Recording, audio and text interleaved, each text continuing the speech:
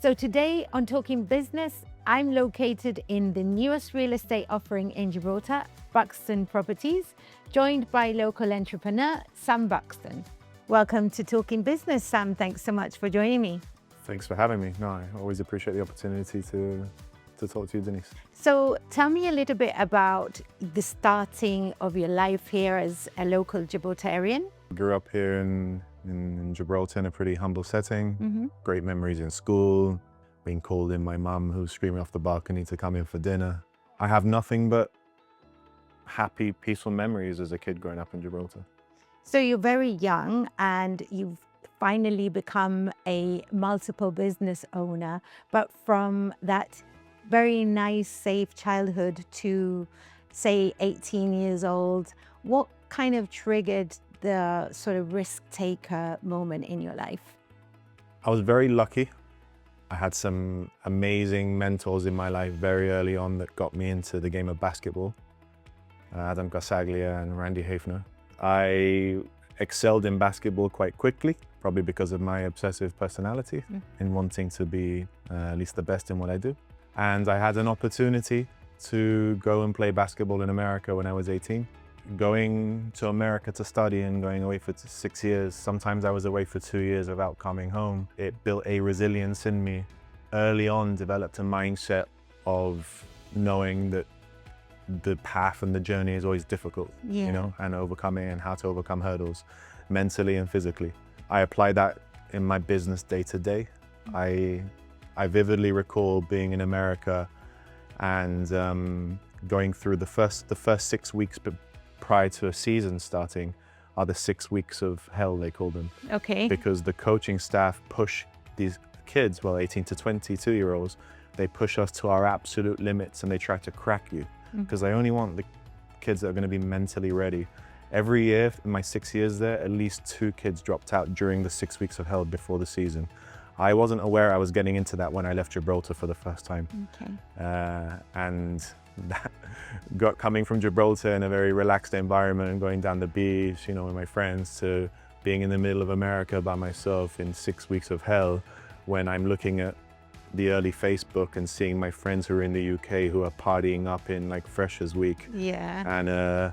And maybe going to lectures once or twice a week where it's just a different thing. Those early years of resilience and building character are definitely attributed to the way I approach business and relationships. So from basketball to banking, that is a massive jump. Tell me a little bit more about that.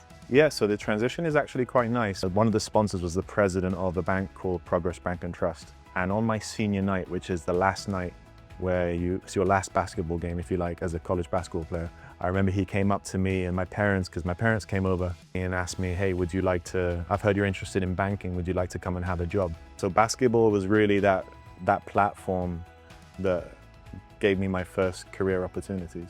Amazing. So you got into banking, you got exposed to some fintech, I suppose, during that time. And eventually you came back to Gibraltar and started to work in the industry, ending in something of your own, first iteration of your business. Yeah, something like that. That's the summary of events. A little bit of a summary. I can go into some detail if you like. But eventually my job with my first bank, my visa expired and I had to get a company that would sponsor my visa. And typically companies in the States that sponsor visas are larger companies. So I went down to Miami and I met with my now business partner and mentor, Mildred Milan, who's also a Caleteño, or is a Caleteño rather. And he organized 7 interviews for me and I failed every one. All right. And I had to move back to Gibraltar. Okay. But I had lined up a job with Plurimi Wealth Solutions as a operations and equity analyst. So I was working in the world of finance when I got back to Gibraltar. And it was at Plurimi that I got really interested in fintech for the first time. Revolut was raising rounds of capital on Seeders and Crowdcube. There was the Gibraltar startup community early days locally where fintech was a buzzword. And I was part of this little movement. I was dabbling and I came across Bitcoin in 2014, 15 and took a deep dive that was deep enough to which it shaped my career. Well, those early adopters of Bitcoin are now obviously winning because the price changed quite considerably from those early days. So everybody who got exposed to that in time has done significantly well. So that's credit to you. But tell me, how did you maximize that opportunity that kind of was there for you when you were back in Gibraltar? Yeah, so after being introduced to the world of Bitcoin and cryptocurrencies early on, a few years into that journey, I had found myself working at an e-money company in Gibraltar called Wavecrest in the World Trade Center. And we were actually one of the first tenants in the World Trade Center. So when we were going in, there was still construction, but it was cool. It was a cool energy in that company. And Wavecrest was the only company in Gibraltar that was working with cryptocurrency. It was issuing at the time 95% of the world's Bitcoin-linked debit cards globally from Gibraltar. Wow. And so I found myself working, no coincidence, I was working there. But then Gibraltar as a jurisdiction decided it was going to roll out a regulatory framework for distributed ledger technology businesses or cryptocurrency businesses. So here I was at Wavecrest with my current partner Thomas, but we both worked there. And we were like, hey, have you seen the news about the new licensing coming up? First in the world, nothing existed in Europe. There was one license in the US, a bit license in New York, but not much more. So it was there was no blueprint to go by, you know? And we looked at each other basically and said, hey, well, we need to leave our jobs and go for this novel licensing regime. And a year later, we were licensed and we were one of the first 5 cryptocurrency businesses in Gibraltar. And this year is we went from 2 people in a small room in Chatham Counterguard to where this year is our 9-year anniversary. And we have a team of 60 internationally with licensing in Europe and in the Americas.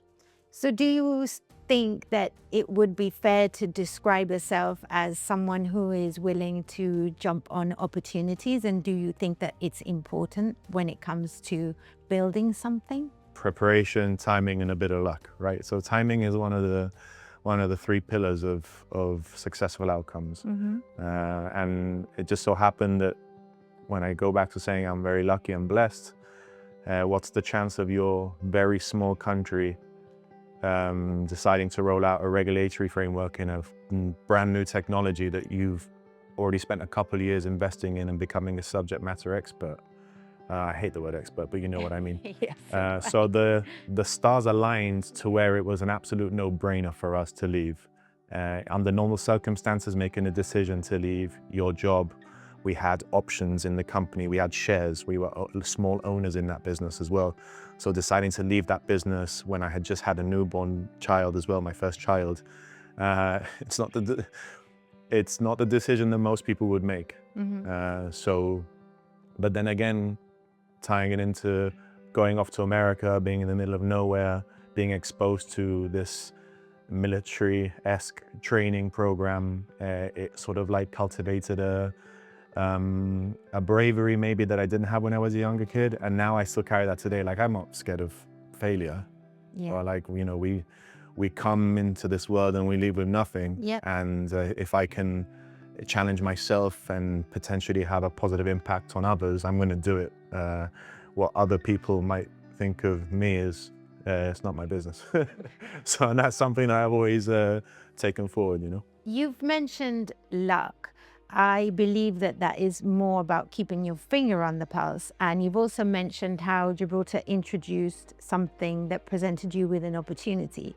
Gibraltar is now going into a new historical change in the way that we live. How do you perceive that as a local entrepreneur? It's an interesting time. I don't think anybody has the golden answer at the moment. So you can approach the deal in 2 ways. You can be negative about it, doom and gloom, sit and sulk on how it's going to affect you, your business, or your lifestyle. Or you can take a more positive perspective and filter through the opportunities. You can play it safely, or you can make a few bets that might pay off and they might not, right? Like myself leaving my fintech company to start Damex. I didn't have to do that. There was a change in the local environment. There's nothing different here. There's a change in the local environment. So you can play it safe, you can make a few bets, or you can sit and sulk and be super negative about it. What we're seeing in the business environment, in the local business economy, is that some people are making moves. Some Yes. people are investing on the other side of the border in infrastructure, in land, in setting up sister companies Yes. to benefit from trade. So we're seeing moves being made. I've had my eye on that as well, right? So there's a dynamic of those two cards, if you like, at the moment. At least from my perspective, you have the local businesses that are staying local, at least with their strategy.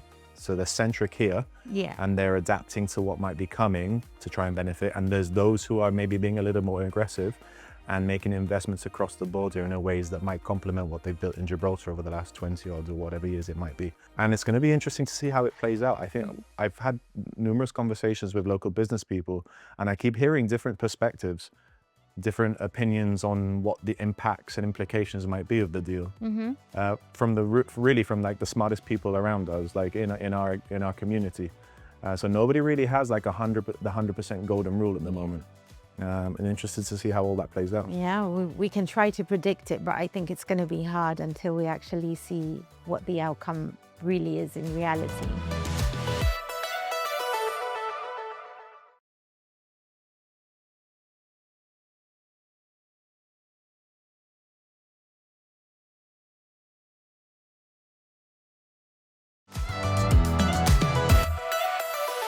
I want to go back to Damex and how you built that up into a team, as you've mentioned. So the early days were really volatile. We had no customers. We had this new license and a website. And it's a start as an entrepreneur. From day zero, the odds are stacked against you. Yes. And it certainly felt like that for us in the early days, especially us trying to push Bitcoin in a local economy that's very, let's just say, conservative. Very conservative. We're conservative. El Janito likes bricks. You know what I mean? Rental properties.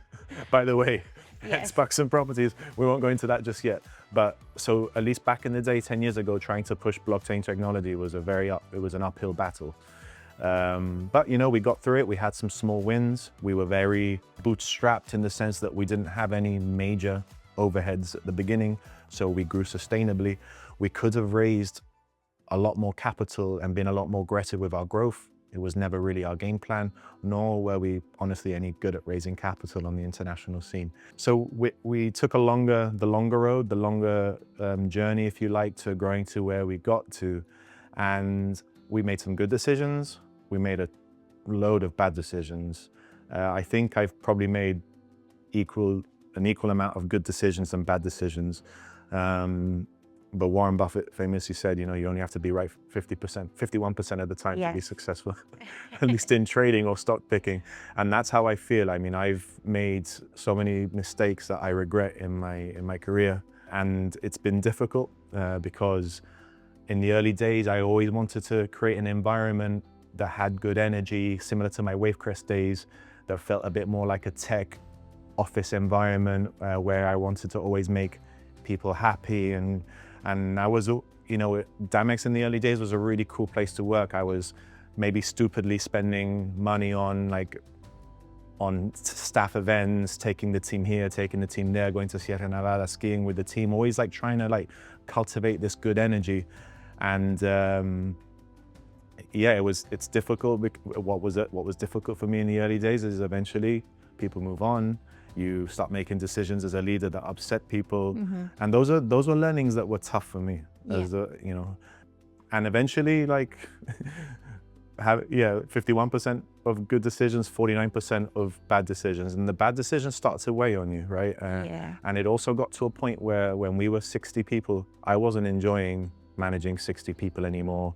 Legal, HR, trying to keep everybody happy, holding people accountable that I've been working with for 6 or 7 years, when obviously there's biasness and friendliness, and I was finding that difficult. So at that point I thought, you know what, it's the right time to bring a CEO in, somebody that's been doing this for 20, 25 years, somebody that's a lot better than this than I am. I'd never been a CEO of a multinational company before, and we found a local rock star who just so happened to be free at the time, and it's probably been one of the best decisions I made in my short career, because it allows me to focus on what I enjoy, which is strategy, business development, speaking to investors, and keeping my pulse on the market of the sector that I operate in, right? Without having to deal with, if you like, the operational side of the business. So for me, it worked out really well. That's great. And the fact that you have been able to build something to a level of success and step back. Tell me a little bit more about the things you actually love doing in business. Business is like war. There, I just said that like if I discovered that phrase, right? Like there's like loads of economists over the last a few hundreds of years. But it sounds very honest and raw, so I like it. Yeah, but many famous economists and authors have compared war to business in the way that information is alpha, information is an advantage. And what I love is information, and trying to get my hands on information that gives my entity an advantage. And unfortunately, sitting in our offices in Waterport in Gibraltar, information just doesn't come and land on your desk. Of course. So for me to get information that gives us an advantage on the international scene, competing against companies in New York City, London, Hong Kong, etc., the only way I can get information is to be out there at conferences, speaking to future customers, existing customers, competitors, partners. And because of that, I'm on the road 1 to 2 weeks of every month. It's a lifestyle that has its pros and cons. Yeah. On the surface of it might look and feel quite glamorous.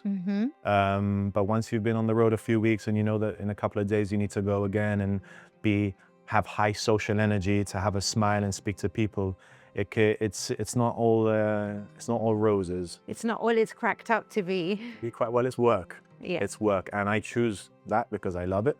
And I'm blessed that I have a choice. I have no complaints, but you asked the question, so. Yeah. Well, but it's an honest answer, and that's what we want to share with viewers. We want to get to the nitty-gritty of what it really takes to not just build a business, but keep it going. The past year or so, you've started to dabble in more of the local and hospitality businesses. And obviously, we're sitting in Buxton Properties. What is it that you want to do for the future of your brand? My true passion is going from a concept to product and going to market with something. The early days, the first 5 people, that sweet spot. That for me is, it makes my hair stand up, to be honest. So when I took a step back of Damex, which was becoming a bit of I'm not going to say a giant because we're not, but relative to what I enjoy, it was getting a bit too big. I started getting exposed to some ideas. Gibraltar's small, so when somebody has an idea and you're known for being a bit of an entrepreneur, you get the opportunity. So I've had an opportunity to get involved with local entrepreneurs, and I'm really enjoying that. I've been learning the 3 sectors, if you like, that I'm exposed to now are fintech with Damex and a few other ventures I have in fintech and payments, property with Buxton Properties, and also Strata Works, which is a property development company with Paul Bassano, who's a phenomenal guy and fortunately an even better architect. And the 3rd space that I'm getting involved in now is also hospitality, with a few local investments into some amazing people like Elke Hurtado from Muscle Bakery, being able to learn from her. Yeah. And also Hotel Cueva del Gato up in Ronda.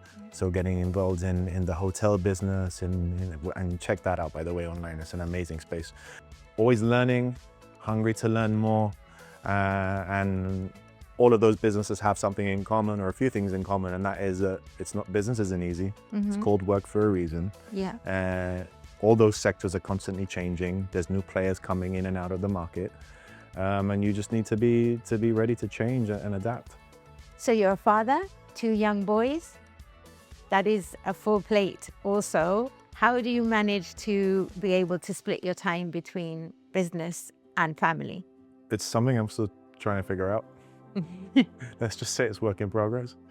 I feel like there's a few cornerstones to a balanced day-to-day life. And those cornerstones are family, friends, fitness, mentally and physically, and work, right? And getting the right balance of all four of those is key. At least that's what I found. Whenever I double down and I focus too much on one or two of those, inevitably another two of them suffer, or one or two of them suffer. And that can be that I'm not working out and I put a little kilos on around the belly, you know? Yeah.